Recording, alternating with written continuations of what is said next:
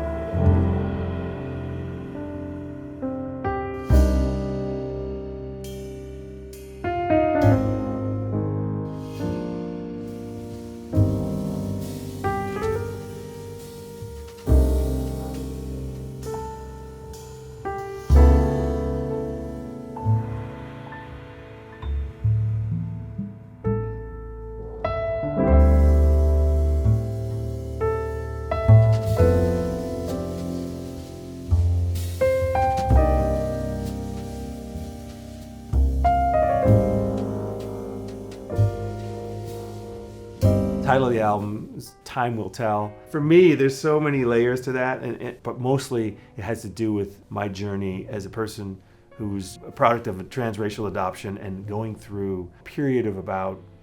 really just before the pandemic actually was when I was first connected with a member of my birth family. And then from there, it sort of kind of snowballed into sort of building relationships with people I never dreamt I'd ever meet in my life, including my birth mother. All of this was sort of percolating for me, and as I'm sitting at home alone writing music, I'm really processing almost like a rebirth for myself, because it was not something that I had ever anticipated, and I didn't have language to kind of express what I was trying to process. So music was kind of a happy place to go to kind of think about the range of emotions or the range of questions even that I could ask. And there's not necessarily a pound for pound kind of direct analog that exists within these 3 bars or this 8 bars of music is exactly what this is in relative to a story. I don't necessarily write in such a linear way all the time, but I do have at least probably the sensibilities of if I summarized a feeling, or if I could summarize a feeling, it comes out in a piece of music.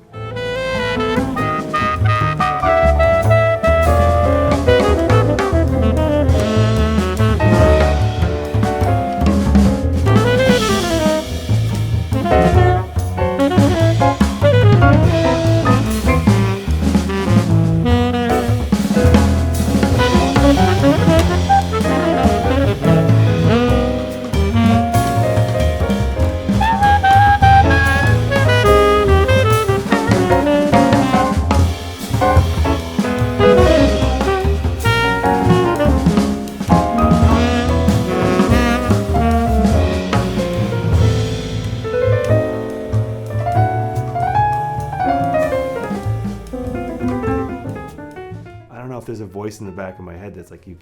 just sort of get too safe in a way, and so it's like you have to push yourself to try a configuration or try collaborating in a different way or in a different idiom. And even this record has got the trio Unison as the nucleus with Clarence Penn and John Hebert, but I've augmented it with 2 guest artists, koto player Yoko Reikana Kimura and saxophonist Ingrid Laubrock. And it's partly a way for me to try things I've never tried before and not feel too safe, and feel like I'm challenging myself to learn another way to express my ideas.